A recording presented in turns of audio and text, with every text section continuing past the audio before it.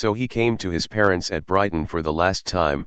They had given him new blood and 6 weeks, though he did not know about the time, only June. They had him lying prone for the whole journey, to a home which he did not particularly think of as his parents' home, no doubt, since they had moved, retired, but some at least of the furniture must have been the same, surely, home to him, and his parents were there, the dog, his brother. His father talked to me, walking round the garden of the bungalow on that windy down, the flowers growing so healthily, saying how Tony had asked them to come up and see them a few weeks before, at the new house on the site near Chester, and had told them how ill he was, perhaps that he was not going to recover. He had successfully kept from them what it was. Until then, though they knew it was very serious, but not that serious, he had kept it from them. What nature of deception is that, I wonder? What are the morals of that? I should try to work that out some time. I should try to understand. His father, yes, walking, his greenhouse, the flowers, pre-Isuiner he was, they were, but, he said to me, can you understand it? Can you understand why his mother had to go through such pain bearing him, only for this to happen now? Later, much later, was it when we were having a baby ourselves, told us how the mother had been in labor 3 days, was it, or more? Some long time. His birth had been a very difficult one, his dying now no less so, more so, now. Just in the few weeks since we had last seen him he was grossly altered, distressingly. His face had shrunken, lost much of its flabbiness, rotundness, life. The skin was now tighter so that it was shocking, yes, to recognize him, now, from what he had been, then. This diminution made features stand out more, which were not that noticeable before. His eyes stood out, stared, fixed you. I slip into the second person, in defense, stared for longer moments than you wanted, than I did want, yes. And his teeth, I never remember seeing Tony's teeth before. They were there, of course, in that fleshy mouth, but now the mouth was not fleshy, the flesh was gone, not gone, but taut and disfigured, and the teeth were there, their roots showing, the ones at the sides, molars, incisors, gaps visible between them which were unexpected, not that any were missing, as I remember, but there were gaps between.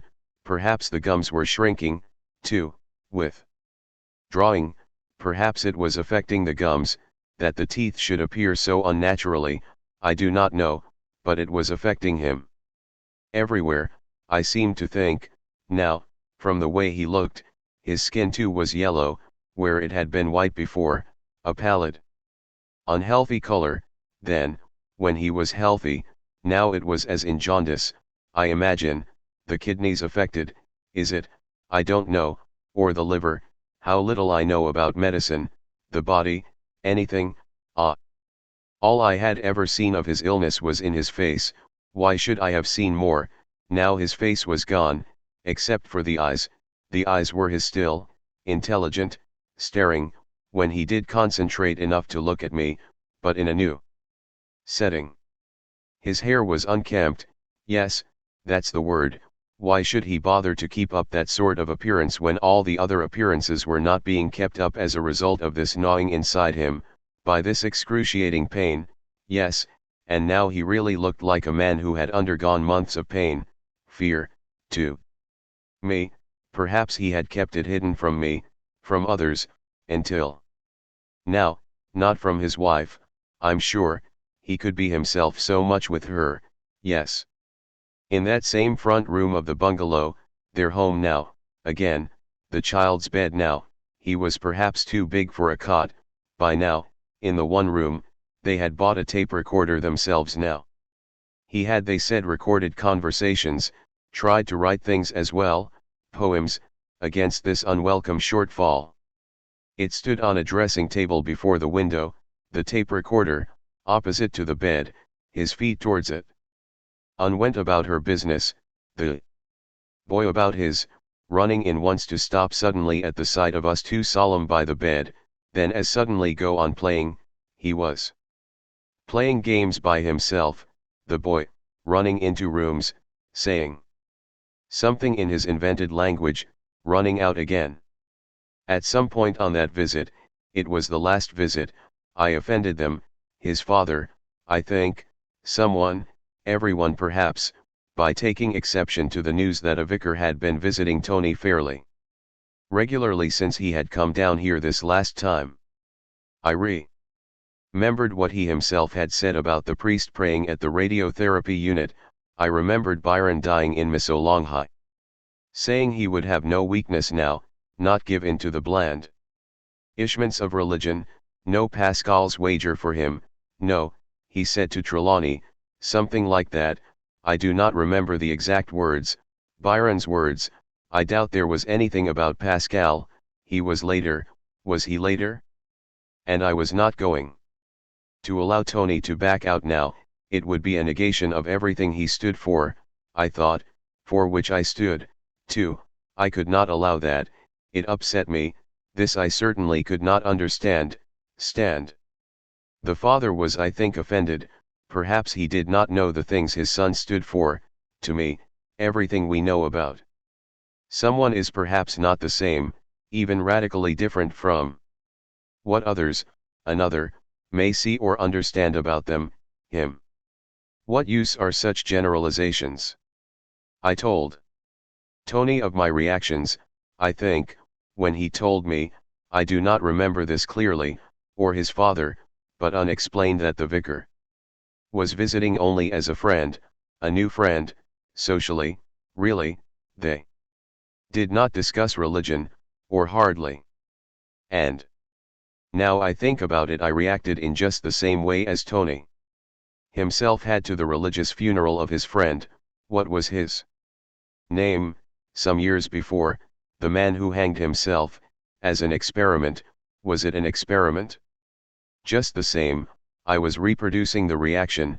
In this case, it was rather upsetting, with him lying there, unable to talk really, wanting not to upset him, but not to let him go back on anything, either. He was finding talk very exhausting, lapsing from time to time, his eyes closing. Then, when I thought he had gone off to sleep, and was going to leave him, he would wake again. Keep me there, by the bed. Not that there were not long periods when he did sleep, or lapse into semi-consciousness, whatever, and then we walked outside, talked. His brother and father were repairing a car at one point, I think, or was this on another occasion? Visits run together, the trivial with the important, our life with his dying. Meals without him, for the first time, his were taken in. I do not know what he ate, whether it had now affected his chewing, his digestion, whether he had to have special food. At that time, though it seems probable, it affects everything. In the end, this was the end, an end. When we did leave, that Sunday evening, we said we would come down again the following Sunday. It was the earliest we could, I think, though I think we knew, Anne had told us before that visit, that he was liable to go at any time now. For the first time she had accepted that it was going to happen, though she said that right until the end she would continue to hope for a miracle. It was obvious to me that even if he was still there the following week, he would be less able to talk, at the rate he was deteriorating, disintegrating. So the last thing I said to him, all I had to give him, alone with him, with my coat on, about to go, the car waiting outside to run us to the station, staring down at him, facing those eyes, he staring back all the time now. It must have been a great effort for him. Yes, and I said, it was all I had. What else could I do? I said, I'll get it all down, mate. It'll be very little, he said, after a while, slowly, still those eyes. That's all anyone has done, very little, I said.